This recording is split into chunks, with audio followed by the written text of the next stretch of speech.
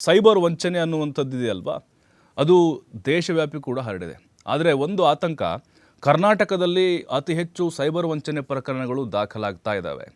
ನೋಡಿ, ನಾವು ಸಾಕಷ್ಟು ಪ್ರಕರಣಗಳನ್ನ ನೋಡಿದ್ದೇವೆ. ಸಾವಿರಾರು ಕೋಟಿ ಇಲ್ಲಿ ಆ ಖದೀಮರ ಪಾಲಾಗ್ತಾ ಇದೆ. ಅದೇ ಮಾದರಿಯ ಒಂದು ಪ್ರಕರಣವನ್ನು ಪೊಲೀಸರು ಪತ್ತೆ ಮಾಡಿ ದೊಡ್ಡ ಮೊತ್ತದ ಒಂದು ಹಗರಣವನ್ನು ಭೇದಿಸಿದ್ದಾರೆ, ಅಂದರೆ ಆಗುವುದನ್ನು ತಡೆದಿದ್ದಾರೆ. ನೋಡಿ, 1000 ಕೋಟಿ ವಂಚನೆ ಆಗಿರುವುದು ಬೆಂಗಳೂರಿನಲ್ಲಿ ಪತ್ತೆಯಾಗಿದೆ. ಸ್ವಾಮೀಜಿ ಕಾಮಂತ ಇತ್ತು. ನಿಯೋ ಸಿಸ್ಟಮ್ ಹೆಸರಲ್ಲಿ ಅಧಿಕ ಲಾಭದ ಆಸೆ ತೋರಿಸಿ ಇವರು ಸೈಬರ್ ವಂಚನೆಯನ್ನು ಮಾಡ್ತಾಯಿದ್ರು. ಹಾಗಾಗಿನೇ ಬೆಂಗಳೂರು ಪೊಲೀಸರು ಇದನ್ನು ತಡೆದಿದ್ದಾರೆ. ಸುಮಾರು 240 ಕೋಟಿ ಆನ್ಲೈನ್ ವಂಚಕರ ಕೈಗೆ ಸೇರ್ತಾ ಇತ್ತು, ಸ್ವಲ್ಪ ಏನಾದರೂ ಯಾಮಾರಿದ್ರೆ. ಹಾಗಾಗಿನೇ ಬಹುದೊಡ್ಡ ಕಾರ್ಯಾಚರಣೆ ಅಂತ ಹೇಳ್ಬೋದು ಇದು. ಕೂಲಿಕಾರರ ಖಾತೆಗೆ ಹಣವನ್ನು ಇವರು ವರ್ಗಾವಣೆಯನ್ನು ಮಾಡ್ತಾಯಿದ್ರು ಅನ್ನುವಂತಹ ಅಂಶಗಳು ಕೂಡ ತನಿಖೆ ಸಂದರ್ಭದಲ್ಲಿ ಗೊತ್ತಾಗಿದೆ. ಸೈಬರ್ ವಂಚಕರು ನೋಡಿ, ಸಹಜವಾಗಿ ಕೆಲವೊಂದಿಷ್ಟು ಆ್ಯಪ್ಗಳನ್ನು ನಿಮಗೆ ಲಿಂಕ್ಗಳು ಬರ್ತಾ ಇರುತ್ತೆ. ಜೊತೆಗೆ ನಿಮಗೆ ಲೋನ್ ಕೊಡ್ತೀವಿ ಅಂತ ಹೇಳ್ತಾರೆ.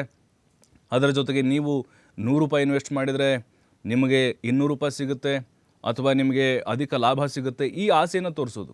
ಆರಂಭದಲ್ಲಿ ಈ ರೀತಿಯಾದಂತಹ ಒಂದು ಆ್ಯಪ್ಗಳನ್ನು ಅವರು ಇನ್ಸ್ಟಾಲ್ ಮಾಡ್ಕೊಂಡಿರ್ತಾರೆ.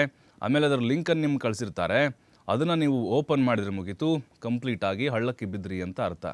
ಬಟ್ ಸೈಬರ್ ವಂಚಕರು ಪತ್ತೆ ಮಾಡಿರುವಂಥ ಈ ಒಂದು ಗ್ಯಾಂಗ್ನ ಕಾರ್ಯಾಚರಣೆ ಹೇಗಿತ್ತು ಅಂತ ಹೇಳಿದ್ರೆ, ಖಂಡಿತವಾಗಲೂ ಅದು ಊಹೆಗೂ ಮೀರಿದ್ದಾಗಿತ್ತು ಅನ್ನೋದು ಗೊತ್ತಾಗ್ತಾ ಇದೆ.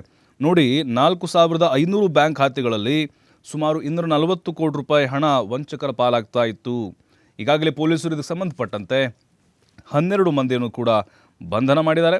ಬಹುತೇಕವಾಗಿ ಎಲ್ಲರೂ ಕೂಡ ಉತ್ತರ ಭಾರತೀಯ ಮೂಲದವರು, ಉತ್ತರ ಪ್ರದೇಶದವರು. ಇವ್ರನ್ನ ಹೆಂಗೆ ಪತ್ತೆ ಮಾಡಿದ್ರು ಅಂತ ಹೇಳಿದ್ರೆ, ಬೆಂಗಳೂರಿನ ನಿವಾಸಿಯೊಬ್ಬರು ವಂಚಕರ ಆ್ಯಪ್ನಲ್ಲಿ 3 ಕೋಟಿ ಹೂಡಿಕೆಯನ್ನು ಮಾಡಿ ಕಳೆದುಕೊಂಡಿದ್ರು.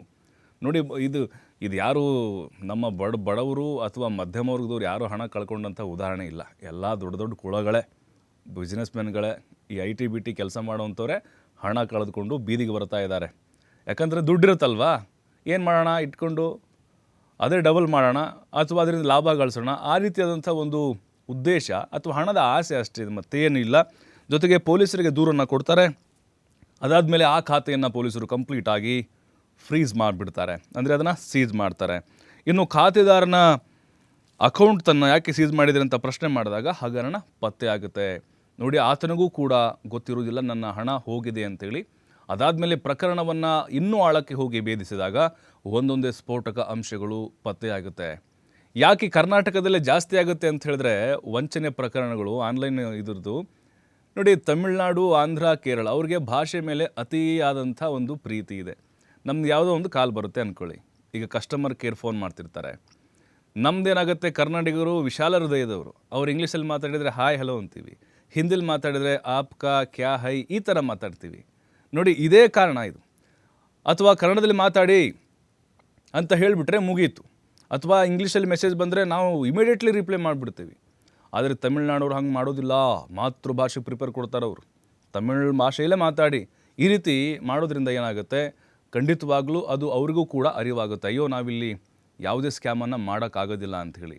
ಬಹುತೇಕವಾಗಿ ಕನ್ನಡಿಗರು ನಾವು ಕರ್ನಾಟಕದವರು ಇಂಥ ದೊಡ್ಡ ಸ್ಕ್ಯಾಮನ್ನು ಯಾವ ಖದೀಮರು ಕೂಡ ಮಾಡಿದಂಥ ಉದಾಹರಣೆಗಳಿಲ್ಲ. ಹಾಗಾಗಿ ಮಾತೃಭಾಷೆಗೆ ಹೆಚ್ಚಿನ ಒತ್ತು ಕೊಟ್ಟಿದ್ದೇ ಆದರೆ ಖಂಡಿತ ಇಂತಹ ಪ್ರಕರಣಗಳನ್ನು ತಡಿಬೋದು. ಅದಾದ ಮೇಲೆ ಇತ್ತೀಚೆಗೆ ಈ ಆನ್ಲೈನ್ ವಂಚಕರು ಹೇಗೆ ಬಲೆಗೆ ಬೀಳಿಸ್ಕೊಳ್ತಾಳೆ ಅಂತ ಹೇಳಿದ್ರೆ ಇದೇ ಆಸೆಯನ್ನು ತೋರಿಸ್ತಾರೆ.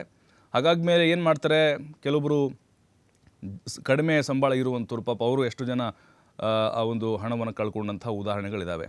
ಇವರು ಮುಂದೆ ನಮಗೆ ಪೊಲೀಸರು ಬೆನ್ನು ಬೀಳಬಾರ್ದು ಅಂಥೇಳಿ ಕೂಲಿ ಕಾರ್ಮಿಕರ ಅಕೌಂಟ್ಗಳಿಗೆ ಈ ಹಣಗಳನ್ನು ಟ್ರಾನ್ಸಾಕ್ಷನ್ ಮಾಡ್ತಾಯಿದ್ರು. ಅದು ಕೂಡ ದೊಡ್ಡ ಒಂದು ಸಾಧನೆ ಅಂತ ಹೇಳ್ಬೋದು ನಮ್ಮ ಬೆಂಗಳೂರಿನ ಸೈಬರ್ ಪೊಲೀಸರದ್ದು. ಹಾಗಾಗಿಯೇ ಪ್ರತಿಯೊಬ್ಬರೂ ಕೂಡ ಎಚ್ಚೆತ್ತುಕೊಳ್ಬೇಕು, ಯಾವುದೇ ಆಸೆ ಆಮಿಷಗಳಿಗೆ ಅಥವಾ ಲಾಭದ ಆಸೆಗಳಿಗೆ ಒಳಗಾಗಬಾರ್ದು. ಅಲ್ರಿ, ದುಡಿದೇ ಹಣ ಯಾರಿಗೆ ಕೊಡ್ತಾರೆ? ಈಗ ಸರಿಯಾಗಿ ಕೆಲಸ ಮಾಡಿದ್ರೇ ಸಂಬಳ ಕೊಡುವಂತಹ ಪರಿಸ್ಥಿತಿ ಇಲ್ಲ. ಅಂಥದ್ರಲ್ಲಿ ನಾವು ಏನೋ ₹1 ಹಾಕ್ತೀವಿ, ಅದಕ್ಕೆ ಏನೋ ₹10 ಬರುತ್ತೆ ಅಂತ ಹೇಳಿದ್ರೆ ಅದ್ರ ಹಿಂದೆ ಏನೋ ಒಂದು ದುರುದ್ದೇಶ ಇರುತ್ತೆ ಅನ್ನೋದನ್ನು ಮೊದಲು ಜನ ಅರ್ಥ ಮಾಡ್ಕೊಳ್ಬೇಕು.